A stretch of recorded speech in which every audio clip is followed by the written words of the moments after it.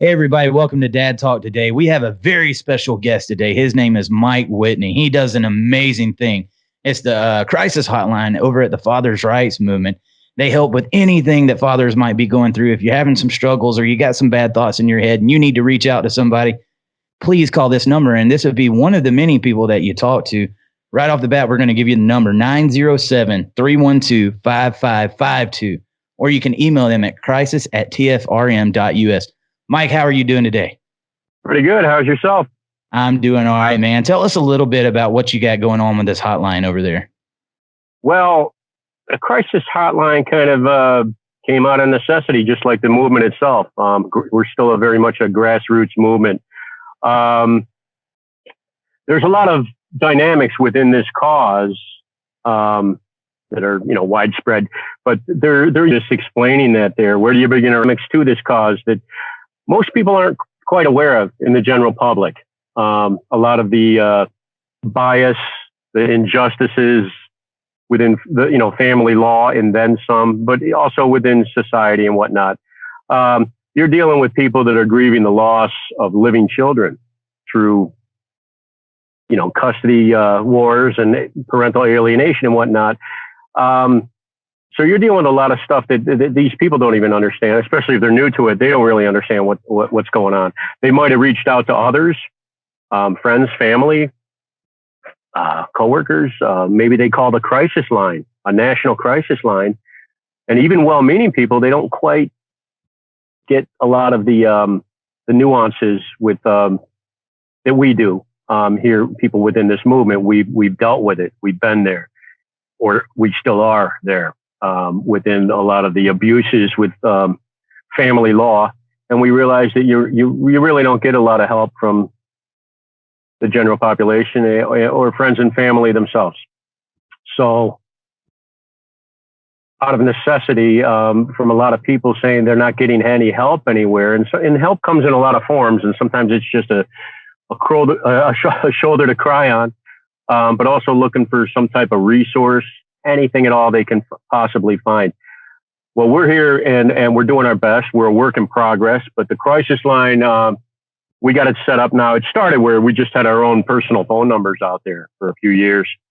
Now we got a line, one number, and what it does, it has two lines on it. If you call the number, it has two options. Option one, if you're in imminent danger of hurting yourself or others, if you're really feeling, on the edge, you press option one, all phones will ring. We got about 10 to 15 crisis volunteers, 24/7. All our phones will ring at one time. So odds are that phone should be answered. I try to answer it anytime I can. You have to, no matter what I'm doing, Right. So there's a good chance that phone's going to get answered. If not, then, you can leave a message. You can call back. You can, or even if you don't call back, we're going to answer that phone. We're going to do our best. If you're not in immediate crisis, but you're just overwhelmed, you're looking for advice. A lot of people are looking for legal advice, lawyers and whatnot. We don't really refer lawyers or give legal advice.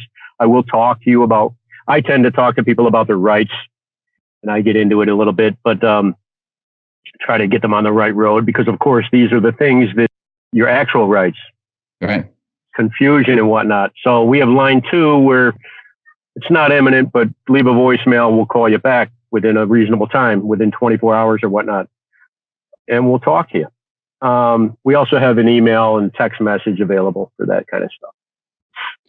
Yes, sir. So one of the purposes behind this podcast, we've been trying to educate the public on parental alienation, and I'm seeing more fathers commit suicide every day because of this. And to somebody that's never experienced it and doesn't know what it is, it sounds like a bunch of hogwash. And to a lot of us, we probably didn't know what it was until we started experiencing it. And the aspects of parental alienation when you're going through it, I mean, it's a fight for us fathers, and mothers go through this as well. But the fight in family court, it can just take so much out of you, especially when you're in a high conflict relationship and you get out of it and you're trying to communicate with this partner. One, if communication was good enough in the relationship, it probably wouldn't have ended. But now we've got this going on, and there's there's no solution. And all we want to do is see our children and a person's role as father. Can you give a little insight on some of the stories that you've heard and why this is such a big topic that we need to bring awareness to? Yeah, well, I can try. I mean, even you just explaining that there, where do you begin or end? Yeah, it's hard. You explain it a little bit, and I think you get it. Preaching to the choir here. Do our friends and family get it? Does society get it? Or do the lawyers and judges and caseworkers and psychologists, do they get it? Or are they pretending to get it? Are they pretending not to get it? Whatever. They got a vested interest. So aside from them, I mean, basically you're looking at even well-meaning people, if you got a private psychologist or you call a hotline or something like that. Hey, I'm overwhelmed. I don't know what's going on. Can you help me? You start explaining it to them. Start explaining it to your buddies while you're shooting pool with them, while you're at the pub, you're watching a game and even if it's going on with them, a lot of times they're not getting it. People there's so much complacency and ignorance and compliance, and therein lies the problem. So you really have a hard time getting through. And plus, men in particular they have a hard time expressing themselves. I think that's well known. We'd like to change that. You want to cry? Cry. Absolutely. You want to smash something? Go ahead, smash something against the wall. Do it. It's not like you don't have a right to cry. Well, we don't have a right to cry. We're supposed to tough it out. Anybody that says that, well, how about let me kidnap your kids right before your eyes and make you pay for it, and then treat you worse than a criminal, and then take all your finances, maybe even throw you in prison, take everything from you, your dignity, your reputation, have family and friends like turn against you. And if they don't turn against you, they're silent. You try to explain things to them, they're like, well, why don't you just comply? Do what the lawyers and judges and everybody tells you. Or if you have been going to court and they took your kids away, then you must have done something wrong. You're doing, you're not telling me something. Your ex isn't that bad. They don't want to hear it. Sometimes the ex is even, not just brainwashing the kids with her team of lawyers and whoever else she's got the kids surrounded with, but sometimes with her own family or even, both sides of the family. They'll recruit people. And so here's a guy not only living and grieving the loss of his living children, which has a deep pain. And when you start to say something, losing children from death, and so, well, let's talk a little bit more. Then turns out me about that. Not, I don't want to get into it, but not my own child, but a young nephew who died at 15. He was like, especially for a few years there, he used to hang out with me and my boys, and kind of like, at any rate, I know other people that have lost children, and they say the same thing. In some ways, parental alienation is worse than grieving children through death. There's hope, which is great. I'm a big believer in that. I could talk about that later. I'm all about hope. The big word, possibly the biggest. But you hope, and then that gets squashed. And again, so there's no closure. It's a roller coaster ride, and your kids are growing up, and then you see this hate and these lies, and it really eats away at you. And there's nobody patting you on the back, saying like if your kids died unfortunately from a plane crash or a disease or something, nobody's patting you on the back and saying, "Oh, poor you, there, what can we do for you?" And anything, which is very common. People show up for funerals and condolences, God bless, good luck, all that kind of stuff. You don't get that. As a matter of fact, you get treated worse than a criminal by everybody. They treat you like there's something wrong with you, like you've done something wrong to the kids. And there's, you get into court and there's no due process. Nothing even close to due process. It's the complete opposite. The general public still has a hard time understanding this. People in this movement get it. If you're new to this movement, we got a crisis line. Look, I get it. I'll talk to you all night. And even just me talking right now, you can see how it's kind of weaving in and out of subjects because you don't know where to begin or end. This happened in court today. Next thing you know, you're talking about your kids, your ex, your friends, your family, the society, the injustices, how you feel. So I try to simplify things as much as possible. Your rights your actual rights, not state statutes. I'm talking about supreme law, constitutional law, and fundamental rights and whatnot. Those can help you simplify things. Having other people saying, listen, don't try to figure it all out any more than you would try to nail Jello to the wall. It's an exercise in futility to try to figure it all out. It's designed to be chaotic and dysfunctional. So with that said, I mean, and it's a massive industry, one of the biggest industries on the planet, by far, easily the greatest scam perpetrated on society in modern history, on par with anything that goes back in time. Go as far back as you want to go. Days of Genghis Khan, Egyptian times, the Holocaust. I mean, of course, again, there's different dynamics, like I explained, that we're all trying to cope with. But having an understanding of what's going on in this day and age, in our little time that we're here on this planet, in this country, and what's going on, is overwhelming. But it also helps you because you understand that it's by design. These laws, these policies, these social conditioning, these built-in biases within society, and then how they're abused for great, unthinkable profits and biased power agendas. It's really mind-boggling. Even when you understand it, when you know the laws, the statistics, and all this, that's behind it, it's still mind-boggling. But just knowing that it's there says, look, I'm not going to kill myself over something like this. Right. Yeah, I feel bad. This sucks, but there's other people. I'm not alone. This is by design. They want me to feel this way. They've made me feel this way. This isn't some biochemical reaction in my brain that I need a pill for from the pharmaceutical companies. It could be, but I'm not saying discount that if you got a second or third opinion from a trusted, psychologist or whatever that prescribes. If you do have a biochemical, then take your pills, get yourself straight. But by far, it's situational. Excuse my French. No, you're good. I'm from France, New York. But it's situational. There's a difference between, you're dealing with situations coming at you from all sides, situations that you couldn't even dream of before. How could they just take my kids from me with no due process in one day on a hearsay allegation? The silver bullet of false allegations. And again, there's biased laws in effect, federal laws like the Violence Against Women's Act, all that kind of stuff. I mean, I don't want to go off onto another subject now, but that's what I mean. It's hard to stay on point. So yes, sir. I try to as best as I can. Yes, sir. And I appreciate that. I mean, you can tell, you can feel the passion in you about it. I do it as well.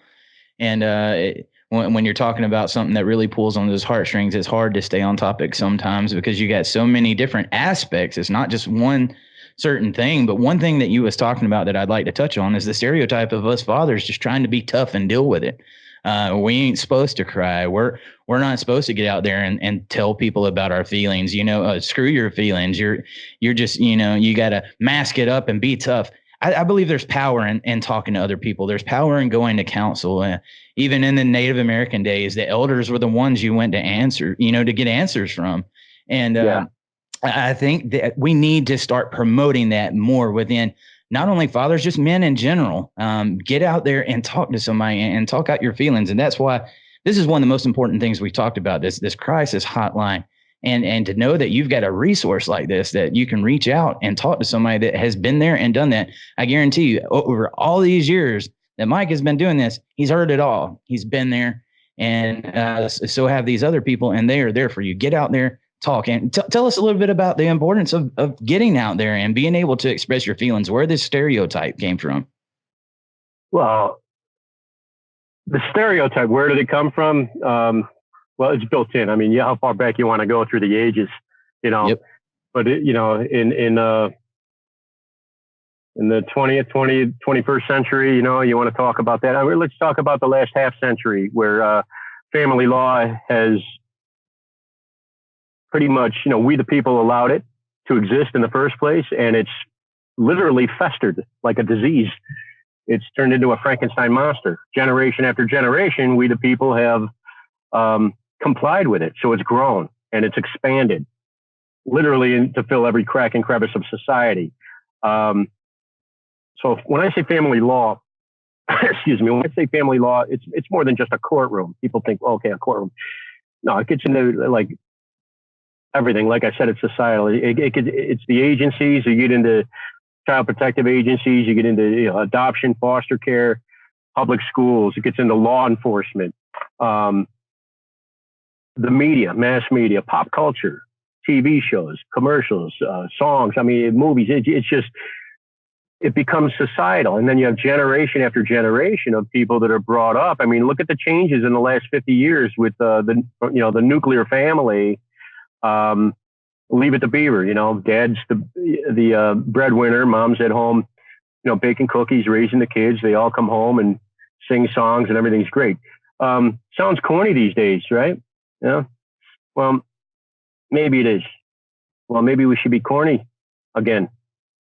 If things aren't working, if we've done all these so-called progressive changes throughout society with the help of the system, the media, the government, the courts, demanding and ordering us to do these things. So what have they done?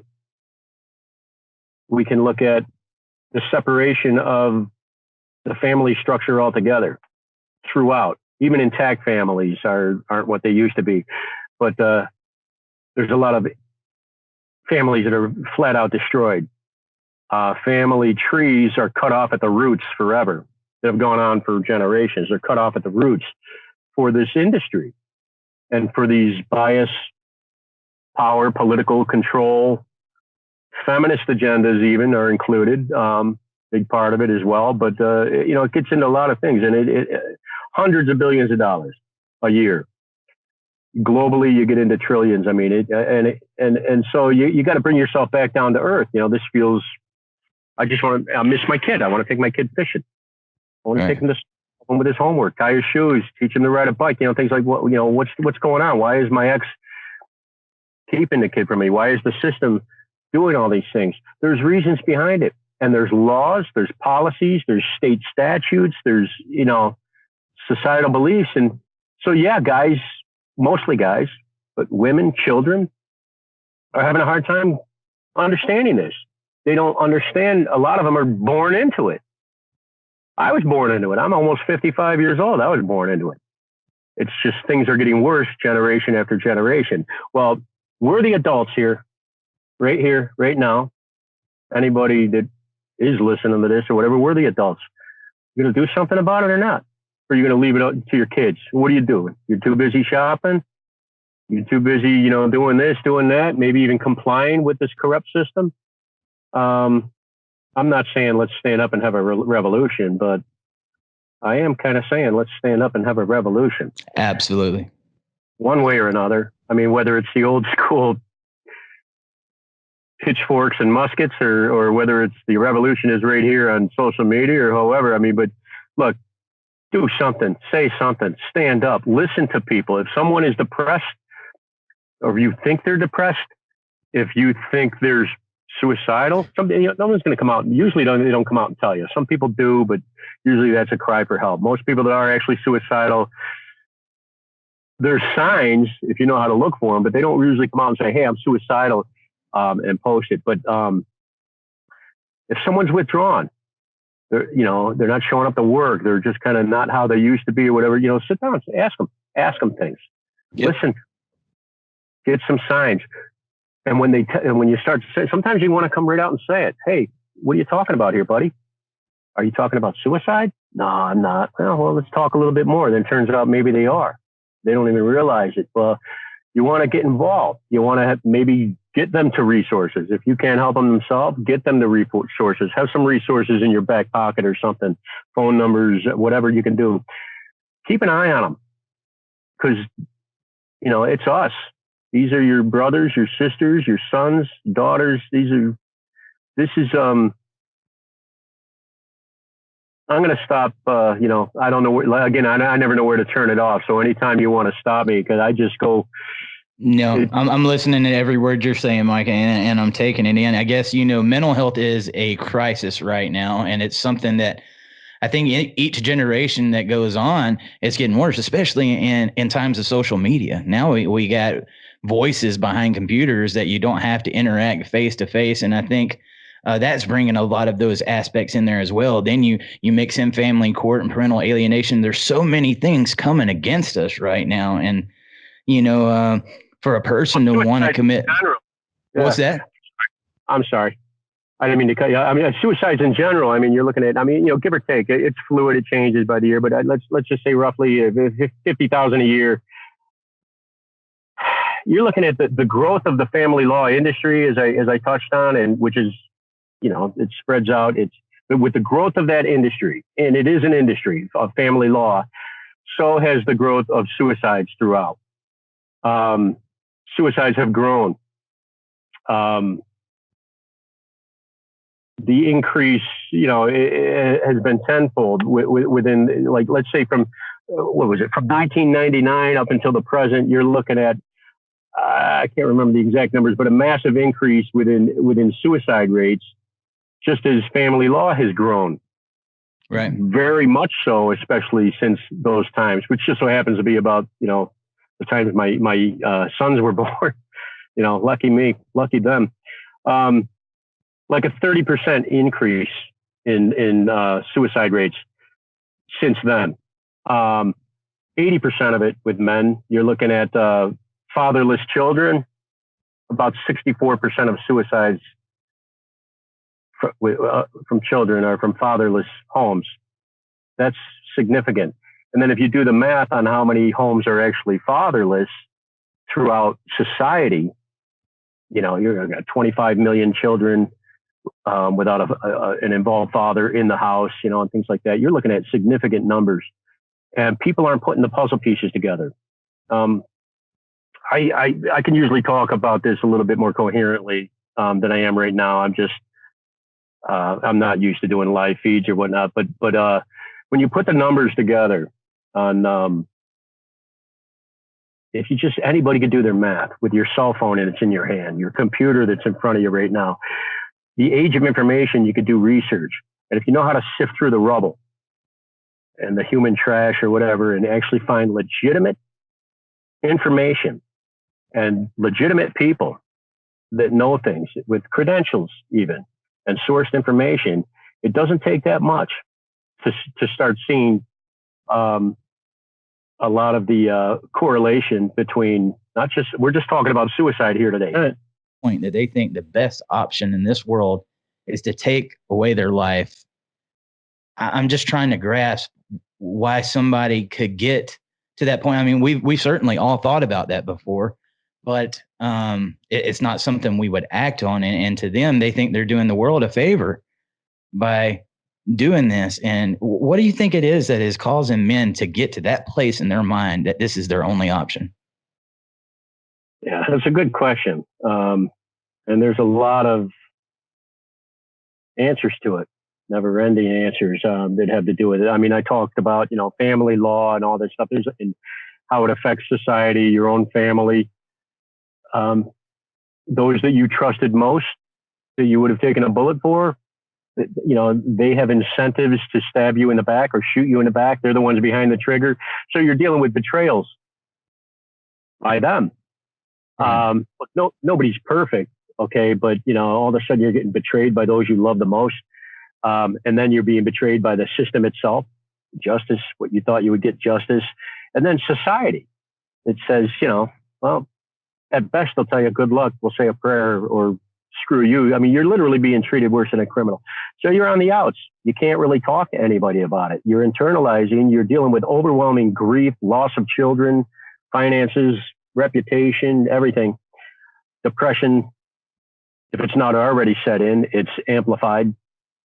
Now you're in the dark. A lot of people don't make it out of the dark. A lot of advocates even in this movement, and some of the best people I've ever met in my life are from within this movement. Bunch of broken people, Yes, sir. Scar tissue. Good news is scar tissue is tougher than thin skin. Once you get past things and you heal up, you got that scar tissue, and you want to try to help other people. You help yourself by trying to help other people. Pay it forward. Try to somehow, anyhow, you can just wing it. I'm winging it all the time. I'm just, saying whatever I can whatever the subject is, to give somebody somewhere some type of hope.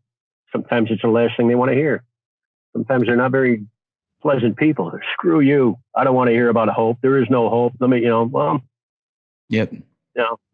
You bite your tongue and you hang in there with them and you try to give it to them. Unfortunately, some people, they believe when you're in those dark places, and again, a lot of advocates forget. Most of them were, but if they weren't, then because I'm referring to the ones that were. Some point in their life when they were in that darkest of dark places, even if it was only for 1 or 2 nights, or 1 or 2 years, or 1 or 2 decades, or if it's still going on, a lot of them, they just forget. They get involved, life goes on, and just like how people tend to forget 9/11. It was a couple days ago. What was it? The 18th anniversary of 9/11, the Twin Towers. Yes, the day after that, everybody was up in arms. Even grandma wanted to pick up a gun and go take out some terrorists or whatever. Well, time goes on, people forget. New generations come along. What's that? What's 9/11? What's the Holocaust? What's all these other things throughout history? Well, personally, even a lot of advocates forget what it's like to be in the dark, the depression, the suicide, and how it takes over.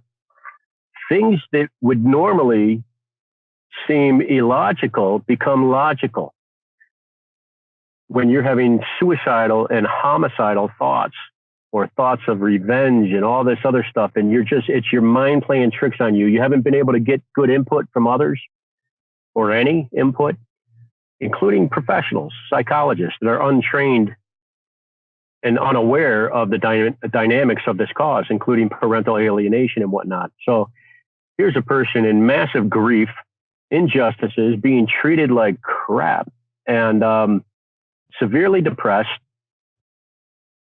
It's a time bomb. I'm surprised worse things haven't happened. Unfortunately, a lot of these guys, they think the way to go is to take themselves out. They think they're a burden on people. They've been made to feel that way. It's situational. Nobody's a burden that much where they're going to take themselves out. They start believing the things that they're being told. Oh, you're a deadbeat. You're a loser. You're this, you're that. You're half a parent. They start actually believing this stuff. They've tried every resource they can with friends, family. They're getting nowhere. They feel awful. They're on drugs now. They're drinking. They're trying to do anything to numb the pain. They're risky lifestyles and all different types of stuff. They're sinking deep into the abyss. Sometimes they reach out. In one way or another, they do reach out, but sometimes they reach out directly. We got a phone number now, people can reach out. That's for what it's worth. We're trying. It's something, and we're imperfect, a work in progress, but we're trying. So if they can get a hold of somebody and just get some affirmation, say, hey, yeah, me too. I feel that way, or I understand the way you feel, because they're so used to everybody not understanding. When somebody says, I get it, when somebody can almost tell them their story quicker than they can tell it, yep, it's almost it's a relief to them. And maybe even a first for them. And then you want to empower them. Say, listen, I get you feeling suicidal and homicidal and all these confusion and that you feel this overwhelming hurt. I get it. But again, you want to try to simplify things. And that's your mind playing tricks on you. Your mind is playing tricks on you. That's what they're counting on. They don't care. You've been meant to feel this way, and even if you go as far as to killing yourself, even if you go as far as to killing yourself thinking that you're going to be a martyr for the cause, I'll show them. I'll show my ex. I'll be a martyr for this cause. Good things are going to happen. And with Ryan in particular, I've heard a lot of people saying that. Ryan, he's a martyr. He's a hero for the cause. He was a hero. He was an advocate. I marched with him in Washington, D.C. in 2016 with 200 or 300 other people. He was there. He's an advocate holding a sign with the rest of us in front of the White House and whatnot.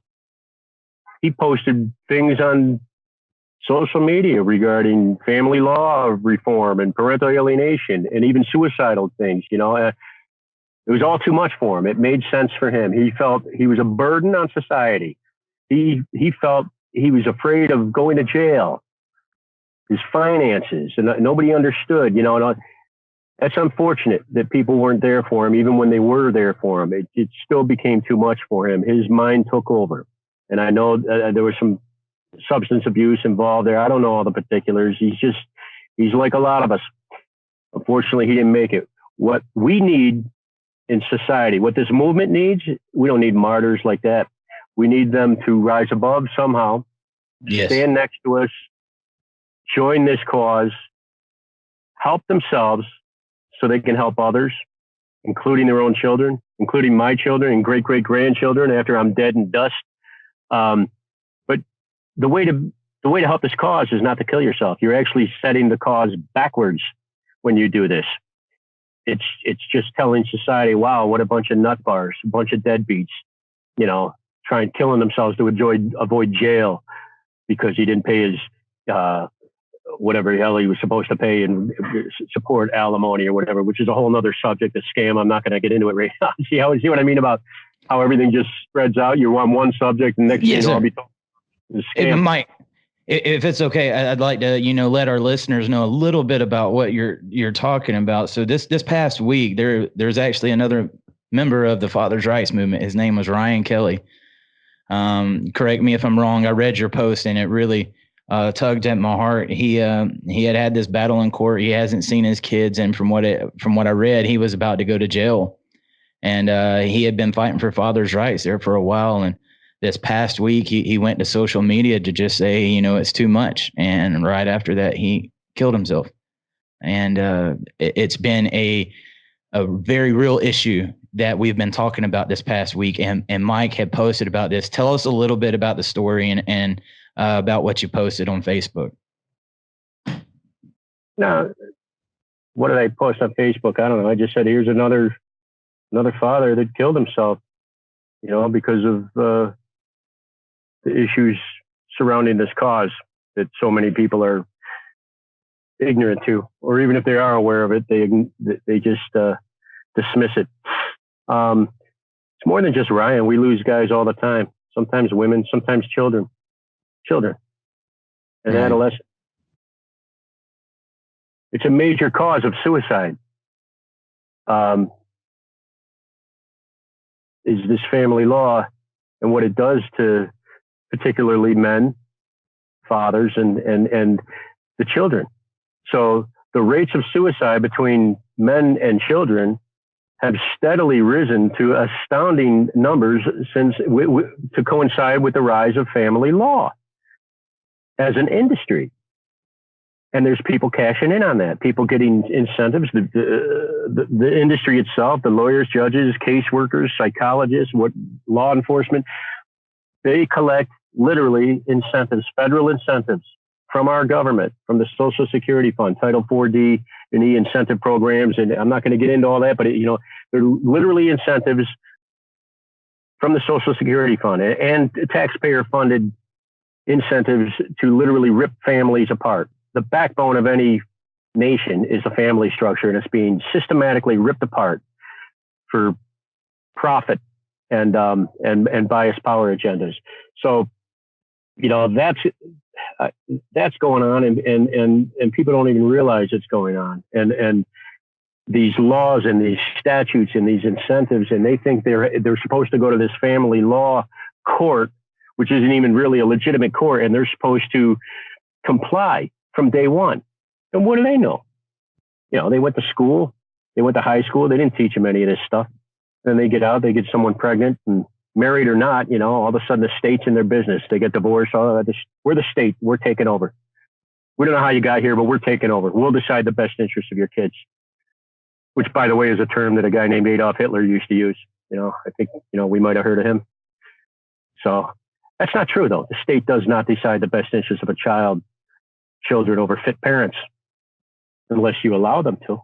If you don't know your rights, you're going to allow, they're going to trick you. They're going to insist, or even if you try to assert your rights, they go, no, that doesn't work here. That's for criminal law.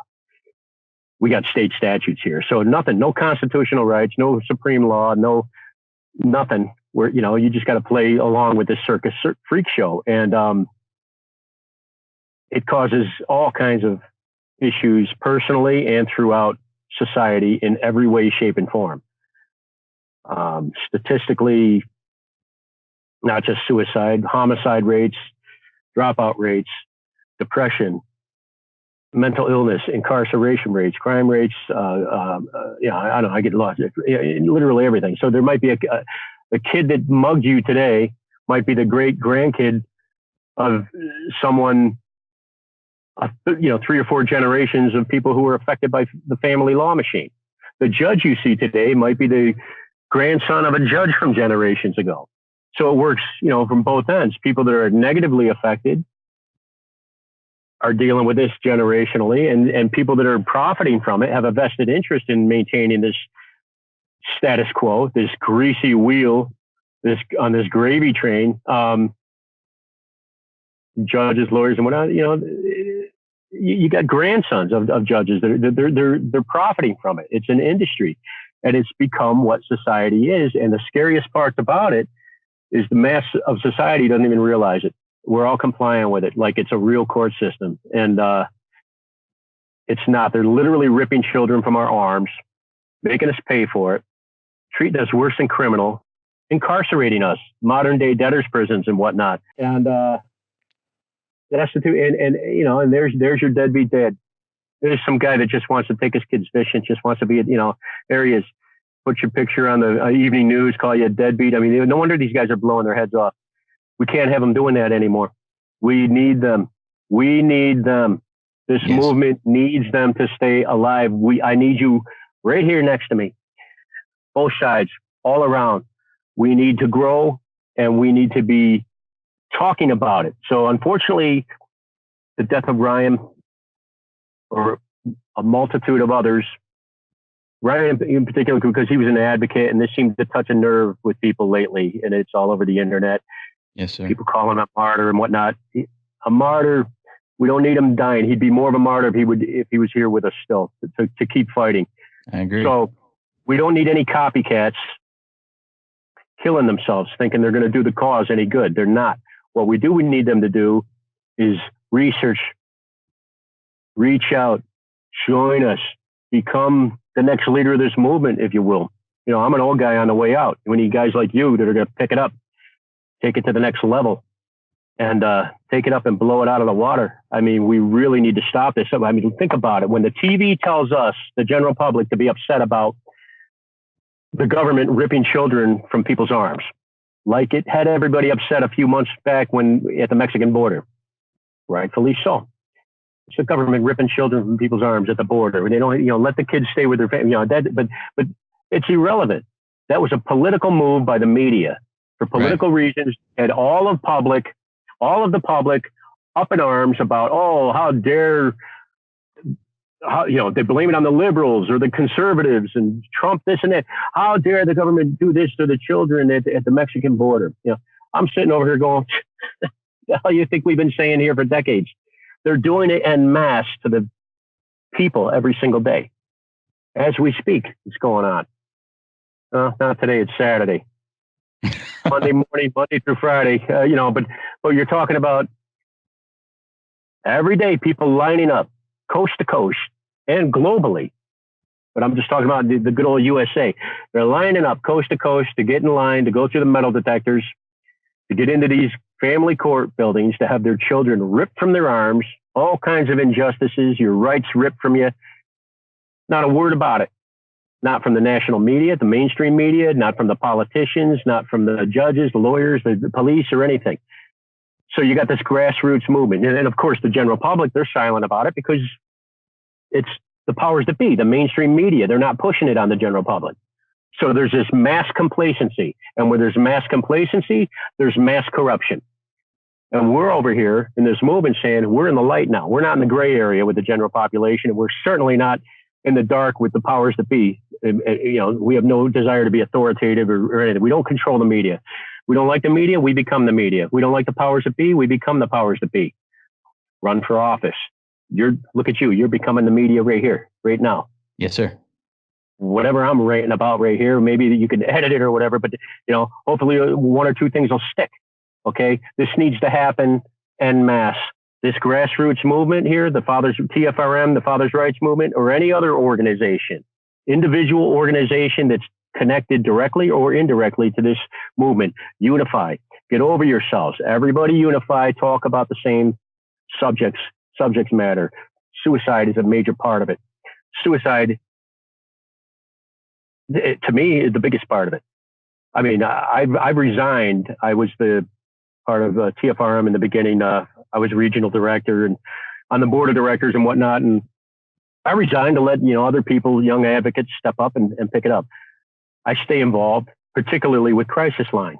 And I'd like to get the Crisis Line up and running with all the other good people that are in there, my team members in there, and get this up and running so it's there consistently. I mean, it needs to run 2:00 in the morning when that phone rings and somebody's got a bottle of vodka in one hand and a 45 in the other, ready to, you got to take that call and take it serious. And basically, that's all we got. We got each other's backs. So we can't have people killing themselves. We need them to join us. I read it. I got to reiterate that. And you got to cut me off because I never know where to turn it off when it comes to this. No, sir. I mean, that was very powerful, everything that you just said. And, we hear it every day, what could you do for us, or how can you help me? It's not about how we can help you. It's about how we can fight with you and getting everybody to come together. And it's going to take everybody uniting, exactly like Mike said. You know what? Get in here, get involved. Maybe you've hit a little snag and you think that, oh, I'm no good for nothing and the world's crashing down on me. Hey, come over here. One, let's counsel with you. Let's get you where your mind needs to be. And two, let us help, use you. We need your help. And I believe getting involved and having something like that, it'll make you find a little bit more purpose and get that mental health where it needs to be. You're telling me somebody's going to say, oh, maybe I'm no good. I don't know this. I don't know that. Hey, what do I know? None of us. I'm nothing special. Listen, if you think you're not good enough for this cause, give me a call. Prove it. Prove to me you're not good enough. Yes, sir. I disagree. I bet you are. Everybody's got a past. Nobody's perfect or anything, but obviously the cause, we don't want all kinds of, repeat offender criminals and whatnot. But I don't think these types of people are going to be attracted to this type of movement anyway. Right. They can sense it that, not too many people are going to call me and want to talk to me because I'm going to figure out pretty soon that, in a pretty reasonable amount of time, what they're all about. Right. Same with people in this movement. And people are people. We get people in this movement. There's good people, bad people all the time. We get people in this movement. They don't last very long because this movement is full of people that have headed up to here with right. All the, the bad people, the injustices, the narcissism, the sociopathic type behaviors and whatnot. And you get people in here that have any kind of agenda or whatever. It's not going to last. So again, you got these people they're hurt people, damaged people, with tough scar tissue, and we need more of them. If you're suicidal, I'm sorry. Let's talk about it. Let's find different ways of getting over it. I hope you never forget it. I hope I never forget it. It reminds me not to go back into those dark places, but boy, am I glad I didn't go through with it. I came damn close a few times. Sometimes I still feel it. Even just talking about it, I can feel that pit in my stomach, that lump in your throat. I think I just this second, my kids just flashed through my head. My beautiful kids. I'm on the outside looking in. I'm watching them from the outside looking in, watching them become the type of people that I was just talking about. Like, I don't want to say it again. The type of people that we don't want in this movement. Why? Right. Because who are they being raised by? If somebody's willing to use the state to get the incentives to win custody, they're willing to use a known corrupt system, bias and corrupt system, and they're willing to use their own children as pawns, throw their kids under the bus to do that. Well, who's raising the kids? Is it that person? Or is it the state itself? Combination of both? What chance do the kids have? They're caught up in all that. And then you got, good parents being cast aside, not just fathers. Sometimes it's mothers. The numbers are extreme to the father's, disadvantage, but, it happens to mothers too. I know plenty of mothers that are getting the raw end of the deal. And so all the children are. Right. All the kids that are caught up in the middle of this. You don't hear much from them. But these kids, because they don't have a say, unless of course some law guardian drags them into court and says, "Look, we just influenced this kid to say that the kid doesn't want to see mom or dad, so we're going to have the kid go into a courtroom and testify. I don't want to see dad." A 5-year-old kid, put him up on the stand. They'll listen to the kid then, but when a kid's actually crying out and trying to get some help and doesn't even know how to cry out, adults don't even know how to. And you got some kid doing it. These kids grow up with all kinds of issues. I'm not going to throw the stats at you, juvenile delinquency and everything, but let's just suicide. Again, 64% of teen suicides are from fatherless homes, broken families without fathers and whatnot. Okay.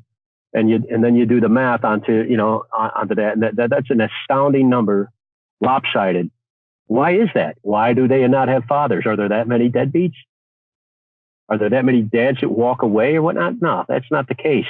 We got fathers here like myself, like probably you as well, and countless others that step up to the plate. We're willing to.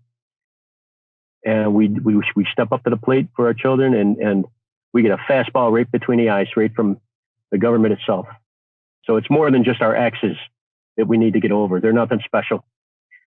It's not like they have a good case or anything like that. It's just that they're playing along with a corrupt system. They're using the system is using them. The kids are caught in the middle. We're willing to fight for what's right and whatever it takes for our children. And the impulse is, all right, I'll take everything I got and give it to a lawyer or lawyers and all these other endless array of flaming circus hoops that they have for us to jump through. Again, this is such an important thing that's going on, because it is not just Ryan. Of course, his case, it made a really big splash, but this is going on all the time. It's not just in America. It's going on worldwide, and we are losing fathers. And a lot of times it's got to do with fathers not being able to be in their kids' lives. And we've got to bring awareness to this. We've got to bring about the importance of equal shared parenting.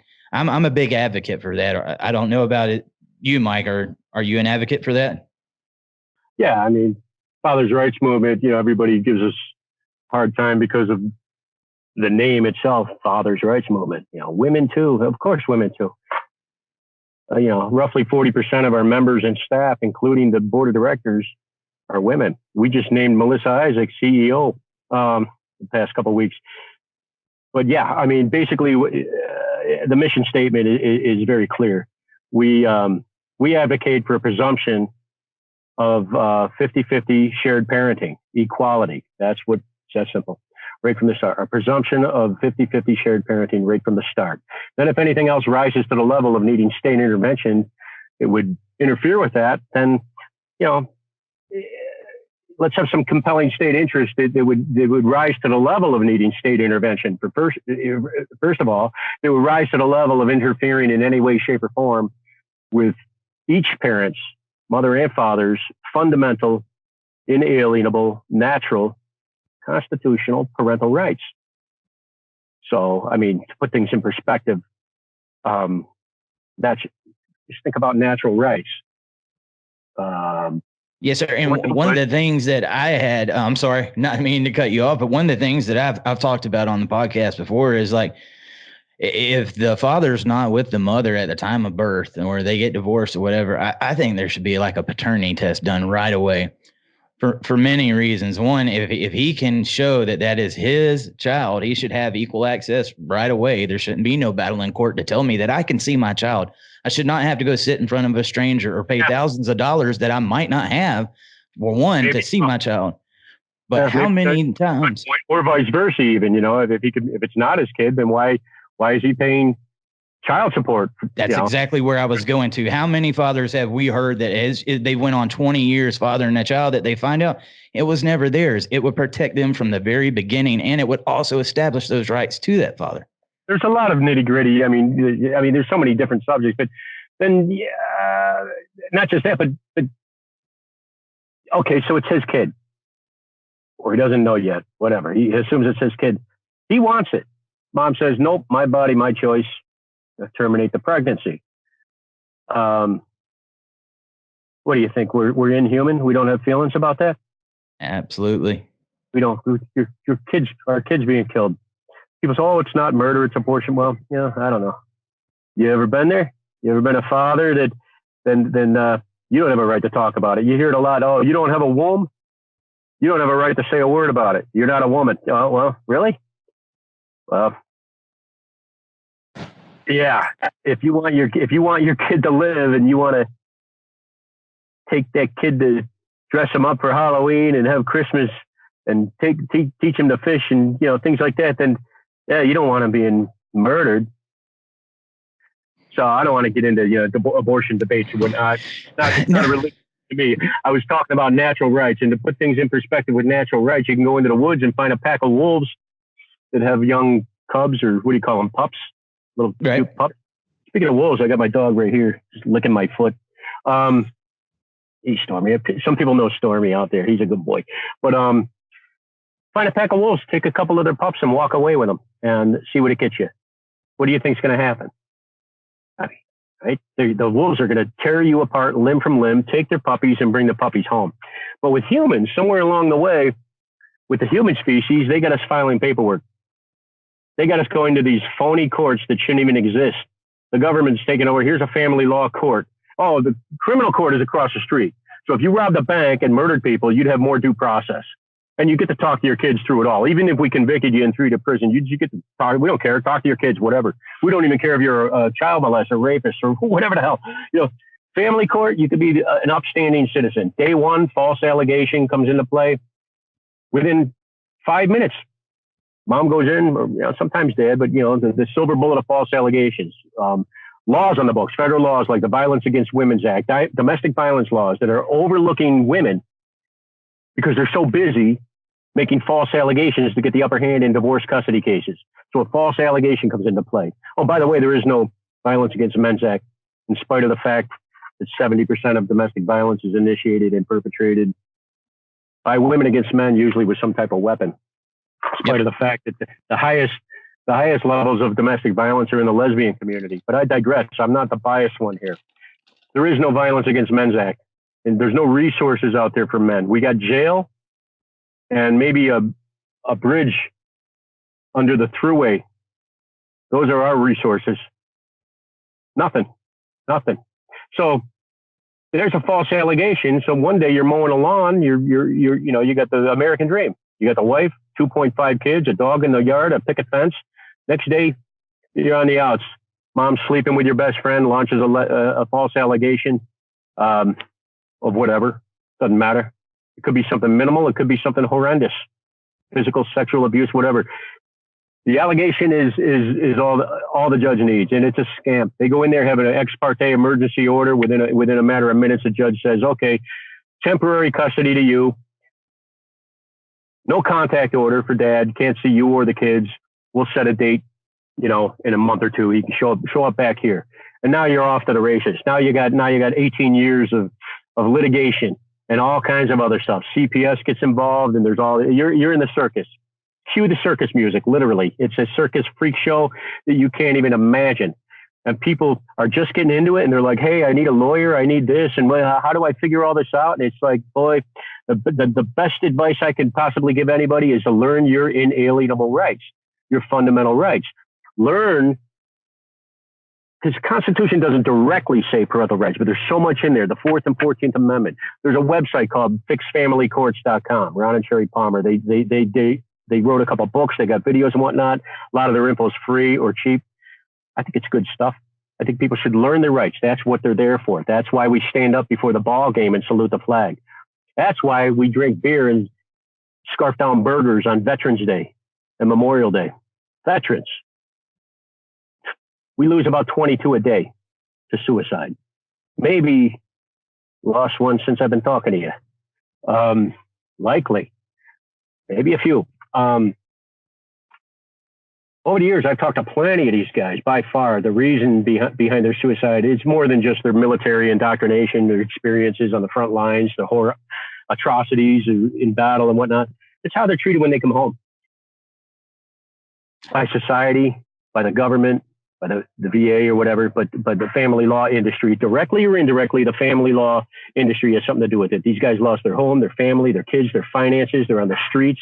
They're geeked up on drugs. They got PTSD. Most of them say it's because after they come home, and they're committing suicide. And that's just the veterans. Now we could talk about others. We could talk about, middle-aged men, white males, the black community, the juveniles. I mean, you get into statistics. It's just the more you get into the research, the statistics, the biased one-sided policies and laws, and how they're fooling us with an entire system that isn't even real. It has nothing to do with law, supreme law. There's no due process, no compelling state interest, no strict scrutiny guidelines. There's no jury trials. It's not open to the public, no cameras, nothing. They rip your children from you from day one on nothing. A hearsay allegation coming from who? Your ex, who you have a contentious relationship with already? Right. Talk about a conflict of interest. There's no evidence whatsoever. That's it. They rip your children from you. And then so you can litigate it and hire multiple attorneys. You got a 5-year-old kid? Let's get the kid his own attorney. Call it a law guardian. I'm sorry, gal, a guardian ad litem. There's all these new professions and affiliate industries that are spawned from the family law industry. Like California, over the last decade and a half, they increased their family law attorneys 2,000% over a decade and a half. What does that tell you? That tells you that a lot of these attorneys, they couldn't get a gig at McDonald's or Walmart. They can't pass the bar. But if they're willing to play along with the dirty, corrupt status quo, they'll get some help passing the bar. We'll get them on the assigned counsel program, give you a bad suit, and next thing you know, there's the next attorney. I mean, you're talking, I've been through over a dozen attorneys myself. By the time I got anything done in my case, I did it myself. I got rid of all the attorneys after decades. I mean, my kids growing up in this stuff. I figure I got nothing to lose anymore. Get rid of these attorneys. I got no money left. I mean, I lost count with all the money spent. I think I lost count after 50 grand. I don't know. Some guys have it much worse, but my living room looked like a law office after a while. I go, I could do this. These attorneys aren't doing anything right. I started to see that it's a scam, but in the meantime, I started learning my rights the hard way. I asserted them. The court didn't like it. It's like throwing holy water on a vampire when you start doing that. Expect that. Stand your ground anyway. I got to the point where I didn't give a damn. I wish I was 20 years old instead of, my 50s. So I had one kid. I got 3 kids. One kid was still underage. I followed through. The lower court dismissed everything. I followed through on appeal. I ended up winning on appeal without attorneys. That's the power that you have when you learn your rights. And you learn them any way you can. You make a choice of complying and taking that road. Ask yourself how many have complied so far in the last half century. How's that worked out for everybody? Right? Hasn't. Not very well. Maybe there's some exceptions. Or you take the other road of learning your rights and how to assert them properly in a corrupt family court setting. How to assert them without compromise. And that's a key phrase. Because they'll trick you. They'll try to forfeit them. Your lawyer will do it. Or they'll do it. They'll trick you. They'll do it with a smile on the face, or they'll threaten you with contempt and all kinds of stuff. I'm not going to get into all the laws, but they can't. You assert your rights. That's supposed to be a so-called court of law in the United States of America. You're an American citizen. Your constitutional law and all these rights and all the Supreme Court case law that upholds everything I'm saying right here, that's there for you, every man, woman, and child, to protect yourself, to wrap you and your children up with. Assert your rights on behalf of yourself and any minor children. Stand your ground. No guarantees, but at least you're giving yourself a chance. You're giving your children a chance and future generations a chance. Keep complying with this corrupt system. You make things worse for ourselves, for our children. You got people killing themselves all the time. So yeah, we need to band together, stay alive. And that's, hey, yeah, I mean, it sounds corny, but we the fake court buildings in gray stone. It's massively corrupt. This isn't something that's going to happen. This is something that has been happening for generations, and it's becoming a Frankenstein monster. It's getting worse and worse. Stand up for yourself and others. Unify. This is a grassroots movement, but that could change in a hurry. Who knows what's going to happen tomorrow politically or any other thing? A story might take off. Who knows when we're going to go mainstream? And instead of 200 or 300 people marching on Washington, we'll have 200,000 or 300,000. Or 2 or 3 million. It's not like it hasn't happened before in other movements. This is, the civil rights movement with blacks, the women's, the suffragettes. The women are still marching. I don't know what they're marching about, but I don't even think they do. But they're marching on Washington by the millions with hats pink hats on there. God bless them. Okay. But, the gay rights movement and everything, and they get a lot of media airplay and everything. We get none. We get none. You are the media right now. Yes, sir. Keep doing it. I'm proud to be. Proud to be. Damn right. I tip my hat to you. God bless you. I mean, seriously, you're the media. Everybody else there, realize that it's fake. Everything coming out of your TV and most of the internet, don't believe it, or at least take it with a grain of salt. Use your head. Be a free thinker. I don't care if you're a religious. I got my own beliefs. Be religious, atheist. It doesn't matter. Black, white, purple, red, man, woman, whatever you want to call yourself. Okay. Look, you're a human being. We the people. Once again, we're supposed to have the power. Why are we the ones being intimidated when we're supposed to be the ones intimidating the powers that be themselves? We got them ripping our children from our goddamn arms, literally, physically using law enforcement, state goons to rip our children from our arms, throw us in jail, force us to go through all kinds of programs and God knows what, and pay for everything. Testify against ourselves through a third party by complying with some psyche bell or something, because it's a scam. It's all a big scam, and we're complying with it. And people think, well, that couldn't be happening. Why? Everything seems normal. I shopped at the mall today. I watched the NFL game. I was in a stadium full of 50,000 other people. We all stood up and saluted the flag. Everything's fine. We drank beer. Everything's fine. I'm going to go to work tomorrow, or I'm going to collect my welfare check tomorrow. Everything's fine. What's the problem? You're the problem. You're the problem. You're in the gray area. We, the people, are the problem with our complacency and our not helping ourselves, us not standing up, speaking up against this oppressive system, us not listening and paying attention to our sisters and brothers who are killing themselves, depressed and suicidal, that are going through this. We figure it's just, oh, that's their problem. That doesn't affect me. Look, if you live in modern day society, it's affecting you, whether you have kids or not. All of us. Unless you live in the Amazon rainforest or something, in a cave. It's that simple. So I digress once again. No. The only way evil can triumph is for good men to do nothing. And I've said that before. I'll probably say it many times after that. And sign your name on that one. Yes, sir. I mean, again, we get a lot of fathers in here asking, what can you do for me? It's about what can we do together. All right. So Mike, tell us a little bit about how we can get more people involved with this movement. Any way you can. Any way you can. A friend of mine, Danny, he made a T-shirt mocking the way I talk. He made the T-shirt that said, "Help any way you can, mother effer." He asked me the same question, and I said that to him. I mean, there's any way you can help any way you can, mother effer, or just tell help us. any.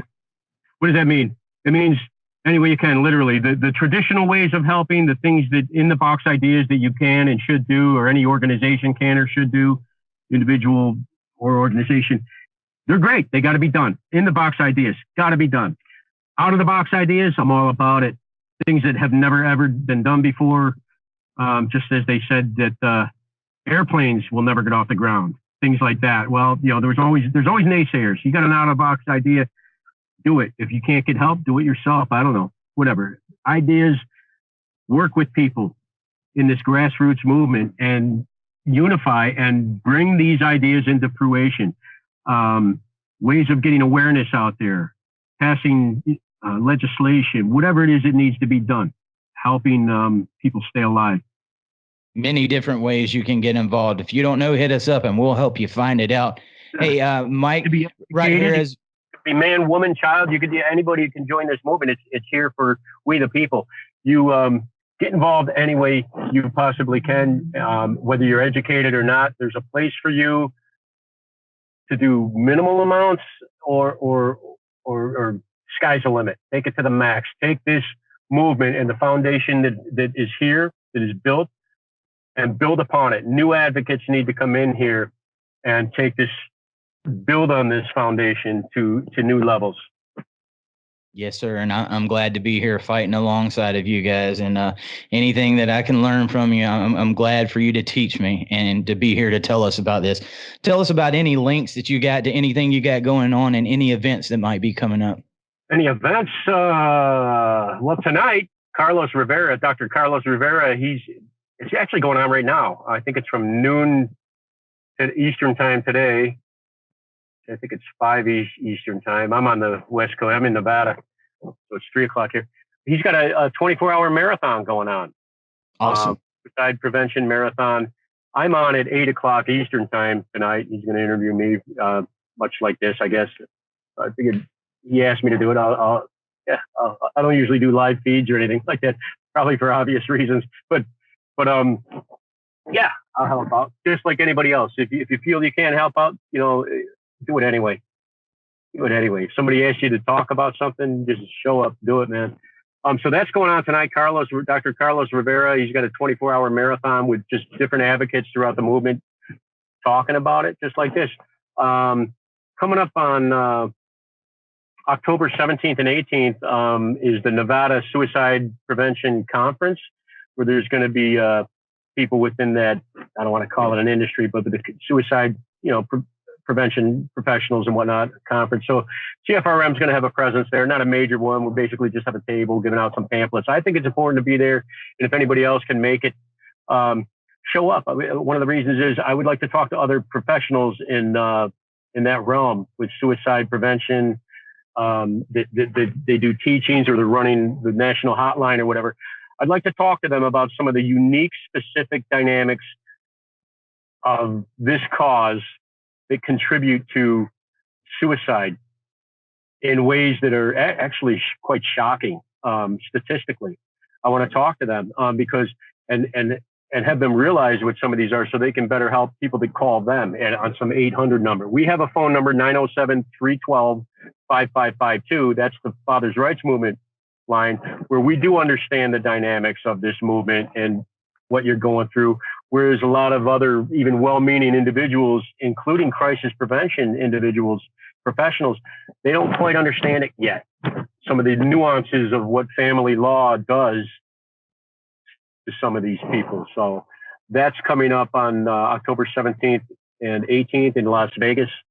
We got a fundraiser for the CFRM crisis line. That's going on all month. I think we have a goal of $3,000. I think we're already 2/3 of the way there.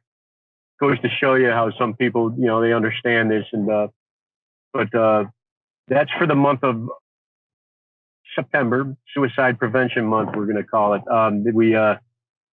To help run the crisis line, the expenses of the app and upgrades and running the phone lines and whatnot. What else we got going on?